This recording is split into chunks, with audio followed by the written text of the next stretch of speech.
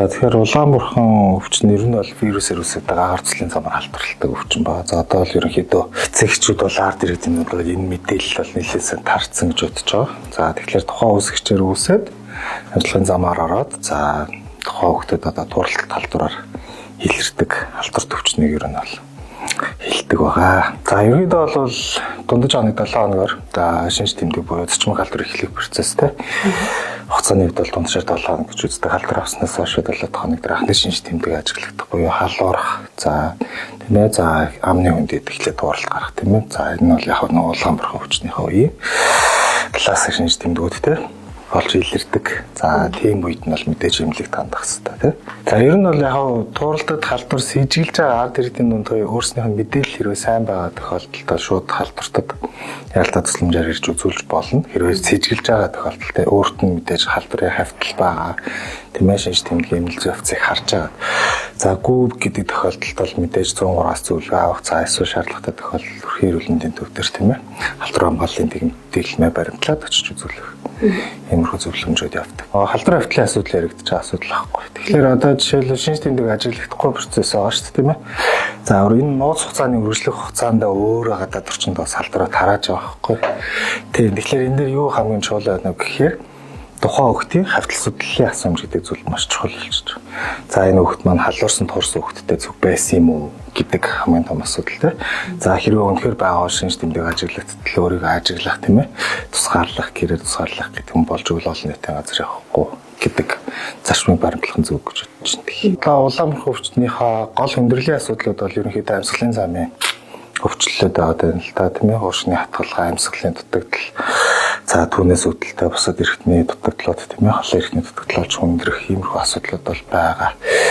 За тэдгээр нь юу юм бэ гэхээр за мэдээж архаг суур өвчтэй хүүхдүүд ээж болно. За эсвэл улаан бурхны халдвар авахаас өмнө амьсгалын замын халдвартай хатгаа тийм ээ. Санаа том шогтноор өвдсөн интересээ хамаарад хувийн дархлааны байдлаас хамаарад хүм болгонд янз бүр.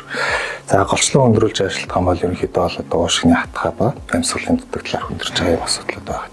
За урьдчилан сэргийлэх боломжтой мэдээж тийм ээ вакцин хийх. За урьдчилан сэргийлэх вакцин боо 2 сартай 2 настай бол 9 сартай вакцинуудад бүрээ хамрагдах ёстой.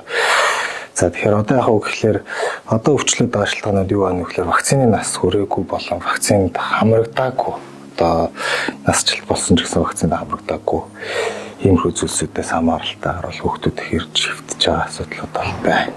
Вакциндаа олно шидэхтэй хамрагдах хэрэгтэй. Тэгээ одоо л яг вакцин төрөөгүй 8 сартай 9 сартай за эсвэл вакцины нас хүрсэн ч гэсэн вакцинд хамрагдаагүй тиймэрхүү хүүхдүүд айгуул эхлэн л да. Тэгэхээр эцэг эхийн ойлголтыг сайжруулад вакцинжуулалтаа нэлээд хамрагдах хэрэгтэй гэж бодож байна. Одоо эмнэлэгт ирж байгаа тохиолдлуудаас юу гэдэг вэ гэхээр ерөнхийдөө нөгөө эмчийн заавраар гэхээсээ илүүтэй өөрснөө дур мэдээ халуун бууруулах эмчилгээг айгүй хэрэгэлдэг. За тэгэхээр нөгөө халууралт маань одоо вирусийн шалтгаантай халуурч байтал за дур мэдээд антибиотик хэрэглэждэг эсвэл нөгөө парацетамол, ибупрофен гэдэг эмнүүдийг зохих бус тунгаар хэрэгэлсэн байдаг тийм. За үүнээс шалтгаалаад хүүхдүүд зарим нь эрэхтэй элэг гэмтцэл инээсэд тийм ээ жоохон гэмтэл учирсан юм шиг асуудалтай ирдэг асуудлууд байна л да. За тэгээд илэрхий ажиглагдах шинж тэмдэг бол мэдээж уушгины хатгаар хүндэрч байгаа тохиолдолд хүүхэд амьсгаад тийм олон удаа амьсгалаад ирэхлээр хүчил төрөгчийн дутмагчлаас үүдэлтэй хацтай бод тийм иймэрхүү зүйлсүүд болдог. За тэгэхээр ерөнхийдөө гэрээр ажиглалтын хугацаагаа буруу дүгнснээс одоо тийм ээ дур мэдснээс л гэсэн үг л дээ. Ерөнхийдөө бол хүүхдүүд голчлон хүндрэх гэдэг асуудлууд маш их байдаг. Ялангуяа сүүлийн үед бол халуун бууруулах эмчилгээг ер нь бол нэлээд өндөр дунгаар эсвэл эмчийн заалтгүй хэрэглээд байгаа шалтгаанууд маань бас хүүхдэд тийм ээ хоёр дахь хэрэглэг гэмтэх бусад хүндрэлүүдийг гаргах бас нэг эрсдэл бас байгаа гэдгийг бас ойлгох нь зүг баг. Одоо ингээд байна л да. Ард иргэдний яд ихлээр за тууралтад халдвар гэхээр ерөнхийдөө бас салхисаар оруулахгүй гэдэг ч юм уу дэслэн гаргаж болохгүй дааруулж өрүүлчин гэдэг ч юм уу. Бас энэ маань өөрөө бол нөгөө талаас өөрөөсгөл ойлголт байхгүй. Мэдээж энэ чинь орчны агааржуулалт гэдэг зүйл маш чухал байхгүй тий. Тэгэхээр мэдээж одоо гэр орондоо агааржуулалтын системээ тэтгэжүүлж байгаа тохиолдолд хүүхд шуухтай мэдээж даарахаас сэргийлэх тий.